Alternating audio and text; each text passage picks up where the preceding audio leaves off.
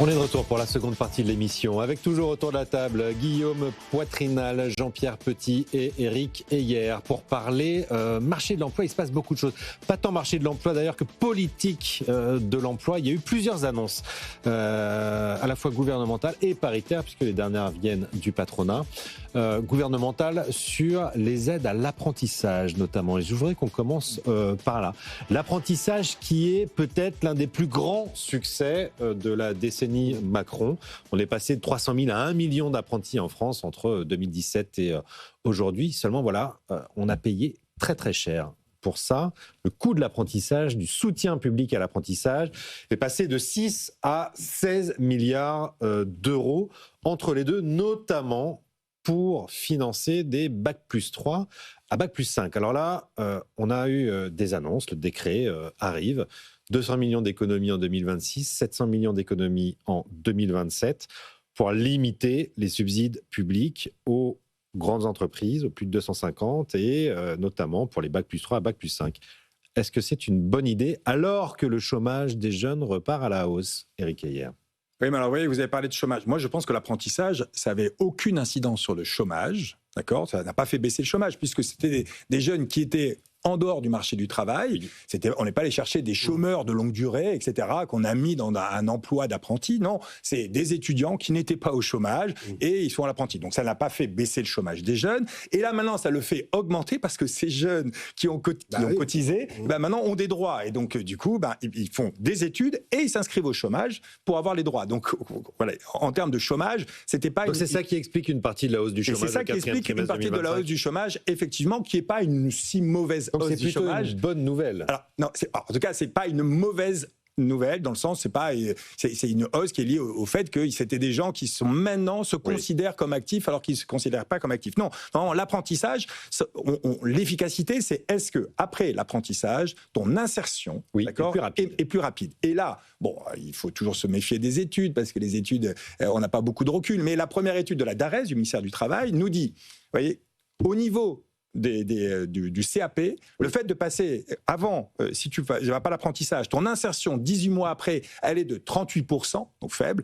Après apprentissage, elle passe quasiment à 70%. Ah oui, on double. Là, ça a un intérêt, effectivement. Pour les BTS, ça augmente aussi d'une dizaine de points. Pour les masters, on passe de 89% à 93% d'insertion. Donc, ça, en gros, c'est un effet marginal, ils étaient déjà insérés. Donc là, maintenant, vous allez comprendre où je veux en venir, c'est qu'effectivement, quand on regarde la forte augmentation de l'apprentissage, malheureusement, ça ne s'est pas fait au niveau infra-bac, ça s'est fait au niveau Bac+3, 4, 5, master, là où l'insertion n'était pas le plus problématique. Je ne dis pas qu'il n'y en avait pas, je ne dis pas que c'est pas... Mais donc, du coup, le coût, était extrêmement important pour des jeunes qui, finalement, s'insérer plus ou moins bien, même assez bien. Est-ce qu'il s'insère plus rapidement? On est passé donc de 89% à 93%. Oui, il y a une amélioration, mais on voit bien qu'elle est marginale par rapport à l'infra-bac, où là, oui, il y a un énorme écart. Donc là, je pense que quand on n'a plus les moyens, et ce qu'il va falloir faire des économies,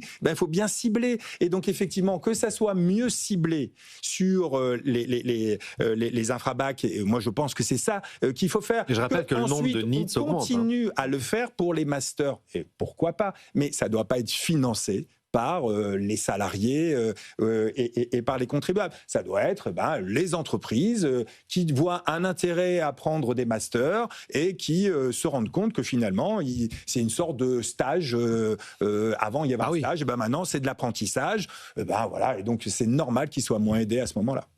Guillaume Poitrinal, moi, je pense que... Est-ce que vous allez arrêter de prendre des apprentis WO2 avec s'il y a moins de subventions publiques? Non, mais on n'en a pas. On n'en a pas. Donc, voilà, tout le monde ne fait pas appel à l'apprentissage. Mais enfin, je note comme Éric que quand même, pour tous ces métiers un peu techniques, c'est quand même bien mieux que de mettre les gamins dans des lycées professionnels ou dans des filières techniques à l'université, où ils sont très, très, très éloignés de ce dont les entreprises ont besoin, ils sont très éloignés de la réalité, et puis très souvent, en fait, on a des formations, là je parle de façon globale, des formations qui ne dirigent pas vers l'emploi. C'est la grande faiblesse de ce pays. On a encensé les formations universitaires généralistes, et donc on a créé toute une génération de gens qui sont en sortant de bac plus 4, bac plus 5, bac plus 6, quasiment inaptes à l'emploi, et qui toute leur vie seront frustrés parce que, en fait, on va les marginaliser. Où je me souviens du maire de Rennes, à un moment donné, qui, quand je m'occupais de centres commerciaux, était venu en disant « Monsieur Poitrinal, vous êtes le complice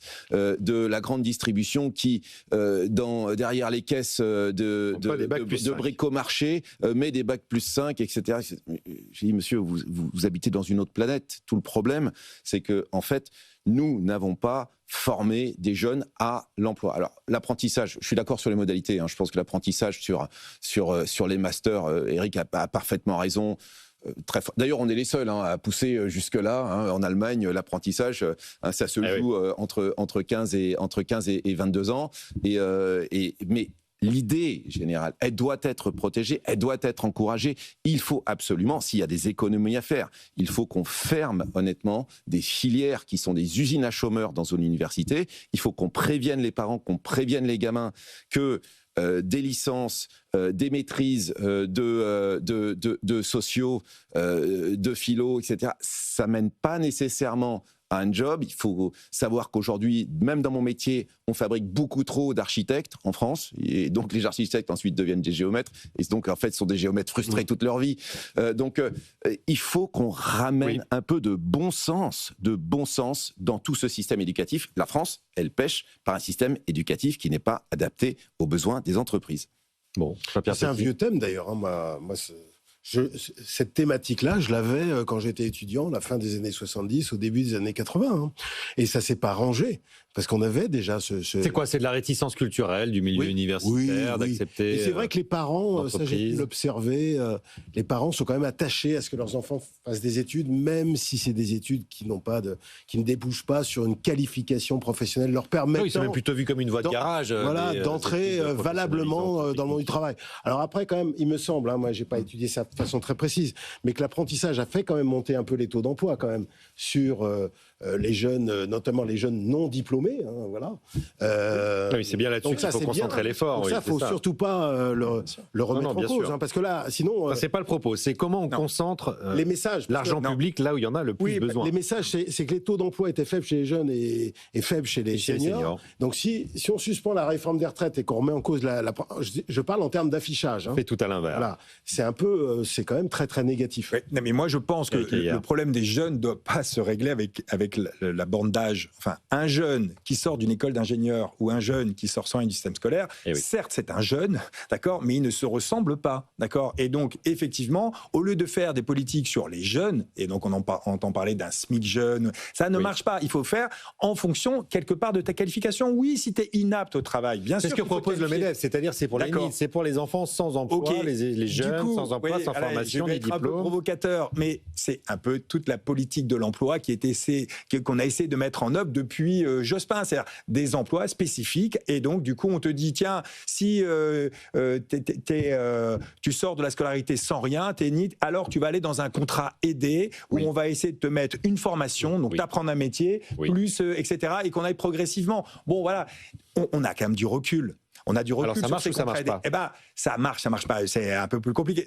Le contrat qui marche le mieux, d'accord. Donc ça, je renvoie à des études de Cahuc, Pierre Cahuc et Stéphane Carcillo. C'est en gros, il faut des contrats qui soient très bien ciblés. Donc, c'est pas jeune, c'est ciblé sur des populations qui sont en difficulté. Et donc il faut que ça soit très bien ciblé. 2, il faut que ça soit suffisamment long. C'est-à-dire que c'est pas en 6 mois qu'on apprend un métier, etc.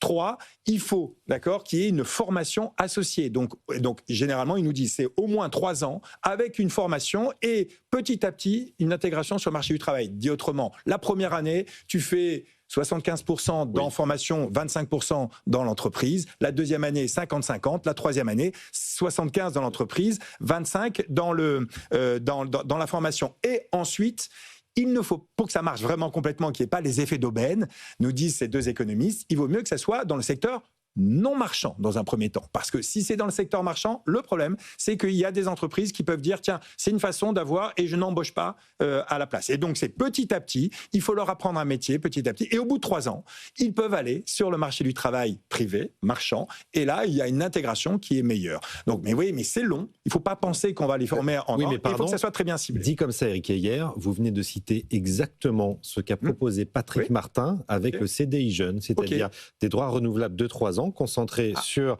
les NEETs, les jeunes sans emploi, sans formation et sans diplôme, avec une obligation en contrepartie de formation des employeurs. Estampillée par l'État aussi. Il ne faut pas que ce soit une formation que j'invente moi, entreprise. Ça, et il faut pas oublier aussi que dans le coût, là, c'est vrai, qui est très important, qui a été cité, là, les 16 milliards, je crois, que tu as cité tout à l'heure. Là-dedans, il doit y avoir, je ne connais pas le montant, mais une part importante d'exonération de charges sociales, de mémoire, dans le truc.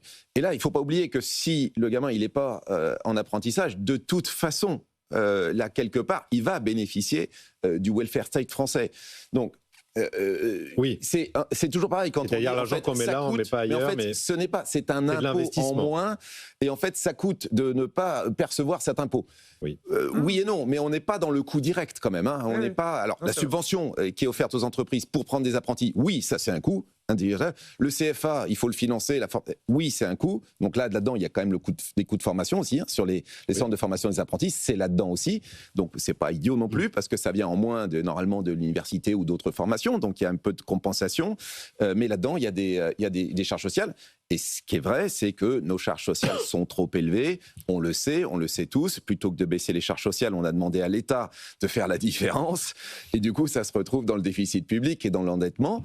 Donc, tout ça est un jeu assez compliqué, en fait, une espèce de pyramide de Ponzi, on pourrait dire. Dans ça. Une tuyauterie assez complexe. Je te repasse, on aurait peut-être mieux fait de se poser la question du niveau de charge sociale dans ce pays, de le comparer aux pays qui nous entourent et de se dire, j'accepte de baisser le niveau de charge sociale pour de bon. D'où la thématique de désintoxication des aides publiques, puisqu'on prend d'un côté pour redistribuer. Non, mais je veux revenir juste une petite parenthèse. Vous avez dit le coût 16 milliards, et vous avez dit aussi c'était l'une des plus grandes politiques, enfin en tout cas... une vraie réussite. Vous savez quoi ? Le 16 milliards, on n'en est pas sûr. C'est ça qui est incroyable. Entre l'évaluation de la Cour des comptes, l'évaluation de la DG Trésor ou l'évaluation que l'on fait nous à l'OFCE avec l'excellent Bruno Coquet, d'accord ? On trouve 3 chiffres différents. C'est quand même assez incroyable qu'on soit infoutu de dire exactement combien ça coûte. Avec des écarts importants. Et avec des écarts 15 000 et 22 000 euros par apprenti entre la Cour des comptes et le Trésor. Ça pose quand même un petit souci. C'est la grande politique, d'accord ? Enfin, une des grosses politiques qui est là. On devrait nous savoir précisément combien ça coûte et qu'on soit tous d'accord sur le coût et qu'il n'y ait pas des écarts. Commençons par là. Effectivement. L'autre coup de rabot, si je puis dire, c'est sur les ruptures collectives. Une aubaine pour les diplômés trentenaires, c'est un peu comme ça que c'est vendu depuis quelque temps. Alors les ruptures conventionnelles, les ruptures conventionnelles, c'est 9,4 milliards d'euros. C'est aujourd'hui un quart des dépenses de l'assurance chômage. Et ce que dit le gouvernement depuis 1 an maintenant, c'est que ça profite aux jeunes diplômés trentenaires qui en profitent pour faire une année de césure et parfois faire le tour du monde sur le dos de l'assurance chômage. C'est une vision caricaturale ou pas, Éric Heyer ? Un tout petit peu, tout de même. Enfin, moi, je sais, il faut repartir. La rupture conventionnelle, ça a été mis en place pour flexibiliser le marché du travail et pour dire on arrête les contentieux, ou on essaie de limiter les contentieux parce que ça nous coûte très cher, nous, entreprises. D'un point de vue de l'insécurité, on ne sait pas combien ça va nous coûter demain si on licencie. Donc, si vous voulez qu'on embauche... Ça a bien marché ? Oui, ça a plutôt bien marché, me semble-t-il. En tout cas, ça a réduit les contentieux. Donc, vous voyez, il faut prendre. Est-ce que, d'abord, le but principal a été atteint ? Me semble que oui. Est-ce qu'il y a des effets de bord ? Toujours, il y a toujours des effets de bord. Est-ce qu'au nom des effets de bord, on doit tuer la mesure ? C'est ça la grande question. Et on le fait pour toutes les mesures. Il y aura toujours des effets de bord. Il y aura toujours celui qui va effectivement prendre le système pour aller justement un peu... Au lieu de démissionner aujourd'hui, on profite d'une rupture conventionnelle. Mais dans la rupture conventionnelle, il faut être 2, d'accord ? Peut-être que c'est ça une des avancées peut-être qu'on pourrait demander, c'est de dire qui l'a demandé. Il faudrait qu'il y ait un papier qui dise qui l'a demandé. Je ne connais pas une entreprise, la mienne en fait partie, dans lequel il n'y a pas à un moment donné un jeune qui est venu nous voir en disant, écoute, j'ai envie de changer de métier parce que tu vois, ma femme part à tel endroit, ou j'ai machin truc, ou j'ai une opportunité. Ils te le disent directement. Est-ce que tu pourrais me faire une rupture conventionnelle ? Et bien, je lui dis, attends, si tu veux partir, tu pars. Bah oui. Il dit, non, mais la rupture conventionnelle, tu vois, je vais prendre 3 mois de chômage, je te demande pas grand-chose, juste un petit truc. Je dis, et sinon, si je te la file pas, la rupture conventionnelle, je me mets en arrêt maladie. Ben voilà. C'est ça la réalité de la France, les amis. Et ça, je vais te dire, je connais pas un patron, Eric, qui n'ait pas été confronté. C'est un témoignage qu'on statistiquement, ça commence. Mais alors, revenons sur la rupture conventionnelle. C'est pas zéro. C'est quand même le patronat, me semble-t-il, qui l'a demandé. La rupture conventionnelle. Alors pourquoi, en fait, quelle est la particularité ? Prenons un tout petit peu de hauteur. Quelle est la particularité du régime français ? C'est qu'il est généreux à la fois pour l'indemnité de licenciement et à la fois pour le chômage. Il est 2 fois généreux. Ce qu'on n'a pas dans les autres pays. Au Danemark, il y a des indemnités de chômage formidables. Il n'y a pas d'indemnité de licenciement. D'accord ? En Allemagne, les deux sont plus faibles, d'accord ? Le chômage est plus faible, il est plus court, il est moins bien rémunéré, il y a moins d'indemnités de licenciement. Oui. En France, on est généreux sur les deux côtés. Or, l'indemnité de licenciement, normalement, elle doit réparer un préjudice. Et c'est sûr qu'un surdiplômé, un centralien, un HEC, qui est quand même, je veux dire, on ne peut pas dire qu'il y a beaucoup de chômage dans ces métiers-là, qui a juste envie de prendre un peu l'air et de se relaxer un peu, d'aller courir un marathon, etc. C'est pas normal de lui payer une indemnité de licenciement parce qu'il a envie de prendre l'air. Voilà, moi c'est tout ce que je dis, je mets les pieds dans le plat. Il y a un sujet là-dessus, je comprends qu'on s'interroge sur ce sujet.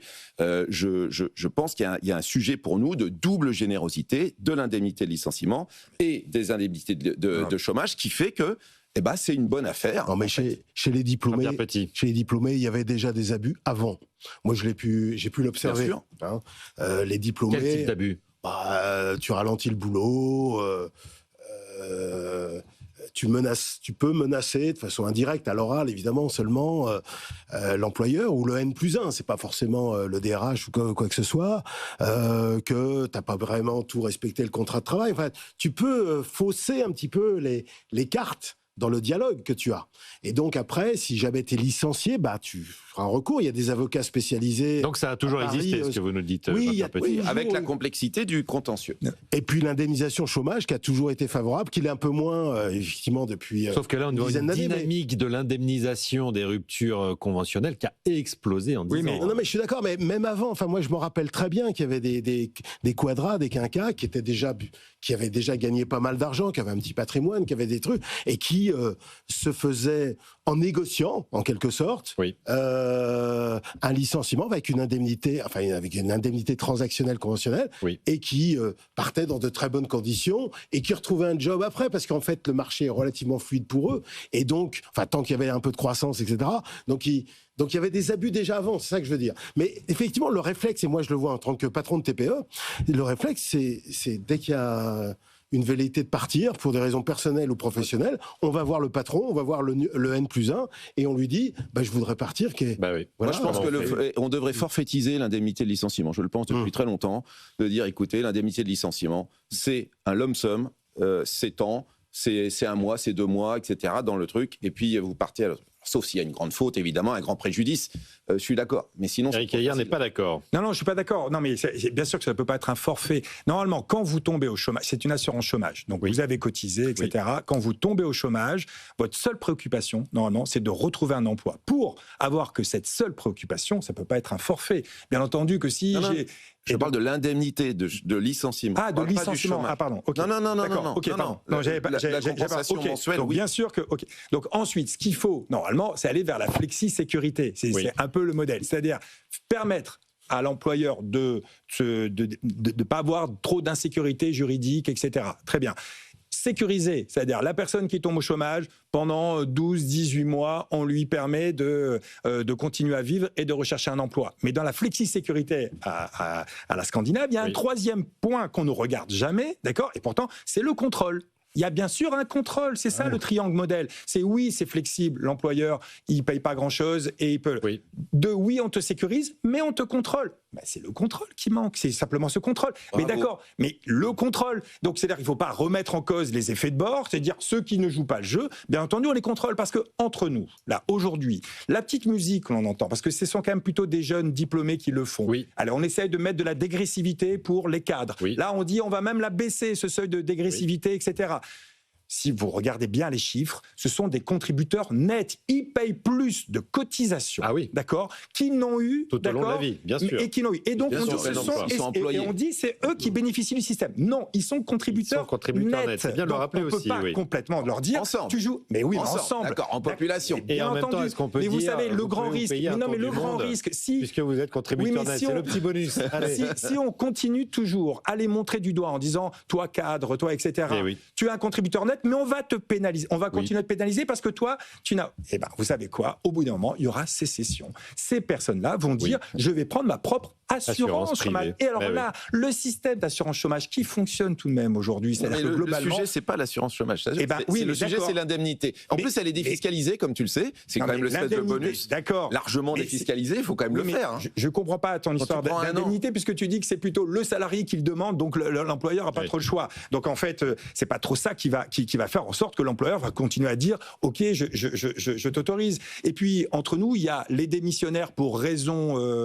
Il y a un autre truc. Si le cas que tu as pris en disant si ma femme s'en va, ça c'est raison personnelle. Et ben tu peux démissionner pour raison, je sais plus, j'ai oublié le terme. Et là, tu as le droit également à des indemnités. Donc entre nous, je pense qu'aujourd'hui, il y a des effets de bord. C'est le contrôle. Aujourd'hui, le contrôle, il n'y en a pas beaucoup parce qu'il n'y a pas beaucoup de personnes qui peuvent contrôler. D'accord, mais regardons plutôt le contrôle. Et puis le modèle allemand où quand tu as refusé un ou deux ou troisième proposition, c'est un contrôle. Ça s'appelle le contrôle. Et ta durée d'indemnisation diminue et ton montant d'indemnisation diminue. Aujourd'hui, si tu vas à France Travail, tu dois contrôler. Tu as tous les bénéficiaires du RSA qui arrivent. Tu as tous les. Et puis ils refusent de faire la police, France Travail. Très clairement, ils disent qu'on est là pour donner du travail aux gens, pas pour les contrôler. Vous pensez très sincèrement qu'ils peuvent proposer des offres d'emploi à toutes ces personnes-là, les recevoir. Il y a la fameuse catégorie G, vous voyez, sur France Travail, il y a plus de 800 000 personnes qui attendent un rendez-vous.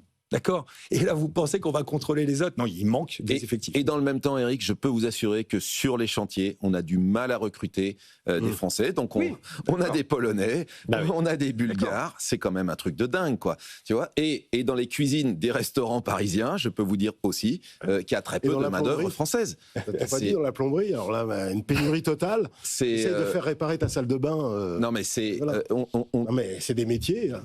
Et dans le contrôle, il y a aussi le contrôle, ça amène quand même le contrôle des arrêts maladie, que vous soulignez tout à l'heure, des salariés qui peuvent se mettre en arrêt.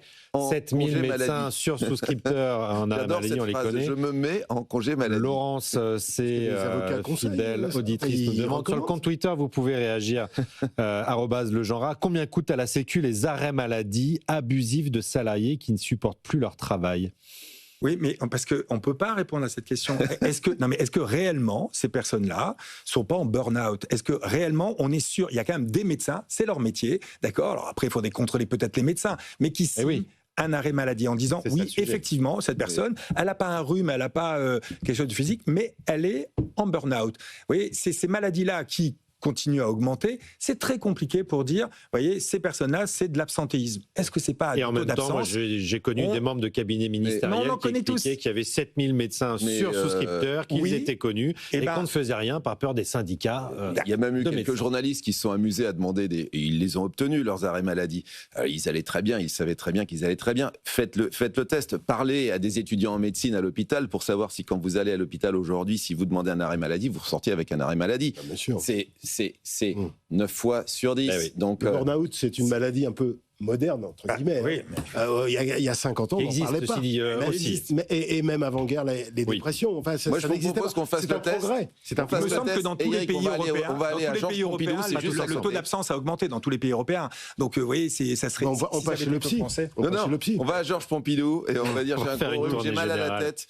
Et donc, il faut contrôler tout le monde, y compris les médecins. Donc, ça fait beaucoup de monde à également. La confiance n'évite pas le contrôle. Un dernier point, Eric, avec vous. Faut-il augmenter la prime d'activité ? C'est la promesse qui a été faite dans le cadre du budget, notamment dans un accord avec le Parti Socialiste. 50 € par mois entre 1 et 1,4 SMIC. Est-ce que c'est une bonne idée ? Je pense qu'il faut sortir du système où aujourd'hui le pouvoir d'achat du salarié est financé par l'État. C'est que cela maintenant. Vous voyez ? Donc on y va avec la prime d'activité. On a fait des exonérations de cotisations sociales pour que les salaires augmentent, etc. Ça coûte trop cher, d'accord, et ça déresponsabilise finalement le rapport au sein de l'entreprise. Oui, normalement, le salaire, c'est un rapport entre l'employeur et l'employé, et l'État ne doit pas normalement trop s'en mêler. Aujourd'hui, ça déresponsabilise un peu ce dialogue social, qui est de dire, non, on va attendre la prime d'activité, on va attendre les exonérations de cotisations, la défiscalisation des heures supplémentaires. C'est comme ça qu'on finance le pouvoir d'achat. Non, le pouvoir d'achat, ça doit, du salarié, je parle. Oui. Ensuite, qu'on limite la pauvreté par des éléments de redistribution, ça c'est le rôle de l'État. Mais aujourd'hui, il faut vraiment sortir de ce système-là. Ça va être compliqué parce qu'on est drogué à cela. Il va falloir y sortir progressivement et dire le salaire progresse avec la productivité et avec le rapport de force, le dialogue social. Et donc, il faut re-responsabiliser ce dialogue social. Et donc, arrêtons avec ces primes d'activité qui sont un peu des cache-misères. Et moi, je suis pour le revenu universel, c'est-à-dire mettre ensemble les APL, la prime d'activité, le RSA dans un seul revenu à l'allemande. Ça s'appelle le Bürgergeld. Ça fonctionne bien. Les gens, ils ont un minimum. Il y a une intelligence dans ce système qui fait qu'en effet, quand vous commencez à rentrer dans les revenus, etc., on vous diminue pas autant les allocations. Donc en fait, vous avez intérêt à travailler. C'est un truc assez intelligent, mais c'est quand même beaucoup plus simple. Et je suis tout à fait d'accord avec Eric. Il faut moins d'interférences dans ce rapport entre le salarié et l'employeur. Oui. Parce qu'en fait, plus on s'aperçoit quand même avec le temps que plus on interfère, plus c'est compliqué. Plus on dérègle les mécanismes d'ajustement et plus ça coûte cher. Bon. Qu'est-ce qui permet au pouvoir d'achat du revenu disponible des Américains aujourd'hui, si ce n'est la productivité ? Oui. Parce je vais juste vous demander un chiffre. Quelle est l'augmentation les salaires augmentent d'un peu plus de 3,5% l'an aux États-Unis actuellement. Quelle est l'augmentation sur un an du coût salarial unitaire, si je prends les derniers mois de l'année 2025 ? 1%. Grâce à quoi ? Au gain de productivité. La productivité, c'est la clé. C'est la clé. Alors, c'est le truc le plus complexe à calculer, à estimer, à prévoir et tout ça. Mais c'est la clé de la profitabilité, du revenu, bien évidemment, et de la désinflation, de la maîtrise des prix. Voilà. Évidemment. Ce sera le mot de la fin. Vive la productivité. Est en berne en Europe. Et ce n'est pas l'État qui pourra garantir l'augmentation de votre pouvoir d'achat. Voilà le mot de la fin. Merci à tous les trois, Éric Heyer, Jean-Pierre Petit et Guillaume Poitrinal, pour cette émission passionnante et disponible en replay et podcast sur l'application BFM Business et sur le site. Tout de suite, c'est Antoine Rigaudry pour Tout pour investir. Quant à moi, je vous retrouve demain, même heure, même endroit, en direct, 10h sur BFM Business. Très bonne journée à tous.